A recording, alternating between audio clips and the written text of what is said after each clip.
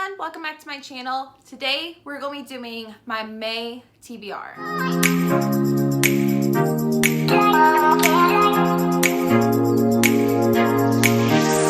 So first of all, I have a bullet journal in case you guys didn't know. I don't have any bullet journal videos. Let me know if that would be something you're interested in. I could totally try it for the month of June if you want. But I actually have a tic-tac-toe TBR to do.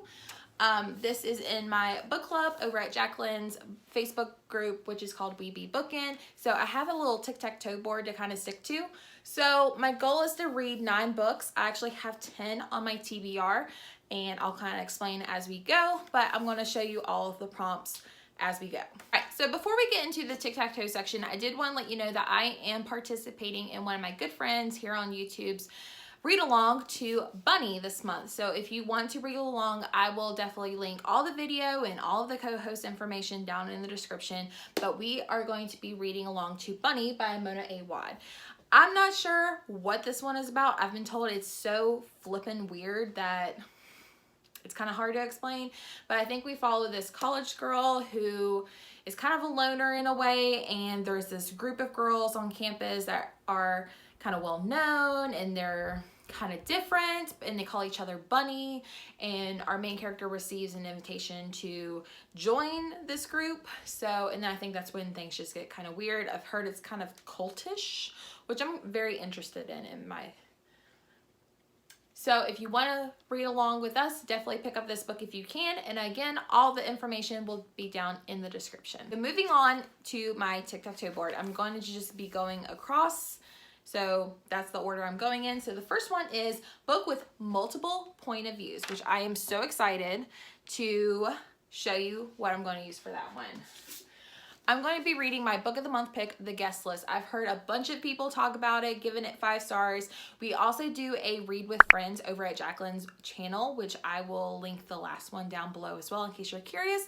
Basically, we read along and we just read for an hour, chat before and after, and it's so much fun. It's the highlight to my week every Thursday at 7 p.m. Eastern Standard Time. But so many of the girls on the live show have been giving this one 5 stars and are just loving it. So I'm pretty sure this one has multiple point of views because it's basically, it says an exclusive wedding on a remote Irish island. The bride, the plus one, the best man, the wedding planner, the bridesmaid, all have a secret, all have a motive, but only one of them is a murder. So I feel like we're following these perspectives. So this one just sounds so interesting. I cannot wait to get to this one. So yes. The next one that I picked is a main character who works in a bookstore. And I am going to be reading 8 Perfect Murders by Peter Swanson. This one has a guy who works or owns a bookstore, and he kind of put together like a list of perfect murders based off literature. And I believe there is like a copycat serial killer that's using his list to do murdering.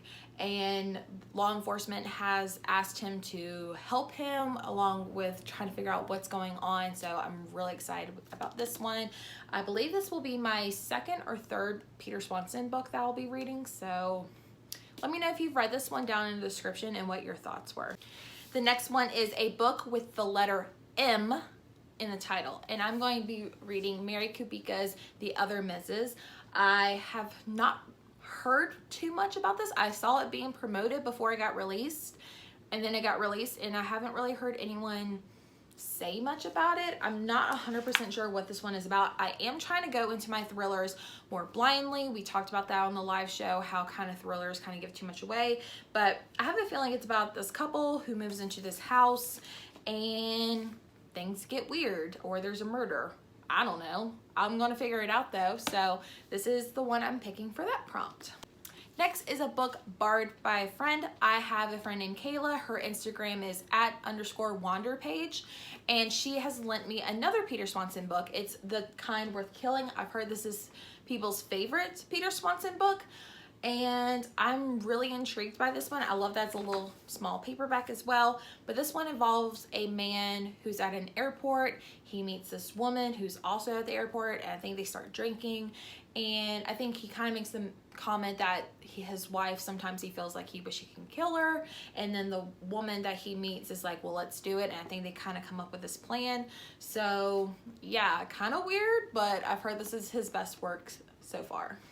Before I go on to the next prompt, some of these prompts I might be using for multiple books, so I'm allowing myself that. But the other one is a book with a body of water on the cover. I could do The Guest List, which is on an island, but this one also has like a lake scenery, and the inside of it is just so gorgeous. But this is The Room by the Lake by Emma Debden. I believe this is another cult type book, but this one involves a woman named Caitlin. She's left London. I think she's kind of like hit rock bottom, no job, no money, no one to ask for help. And I believe she meets this mysterious man who's kind of takes her under his wing, kind of takes her to this place where, you know, basically kind of get her into a cult, and I think like she can't leave. So that's what I'm kind of going into. Again, going into thrillers blindly. If you're curious on any of these thrillers, I will leave the Goodreads links down and below in the description so you can check them out yourself. Next is a book over 450 pages. And I'm not gonna lie, I've already started this one, and it is 11/22/63 by the one and only Stephen King.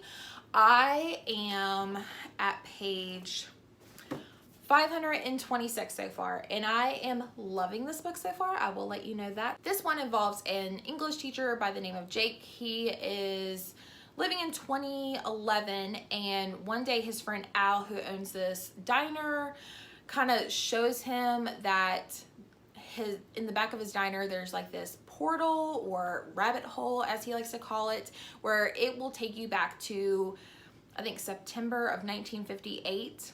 And basically Al wants him to go back in time to stop the assassination of JFK.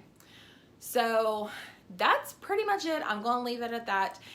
It sounds kind of weird, but this book is just so well written. Like, I love all of the characters in this book, and I feel like this one is really going to make me cry. This one has 849 pages, so it is quite big. I'm also listening to it on on Scribd, and I love, if you're looking for a good audiobook, it's great acting, so definitely check that one out on Scribd. And if you're curious about joining Scribd, I do have a link in the description for that as well. I think you get 2 months free if you decide to use that link.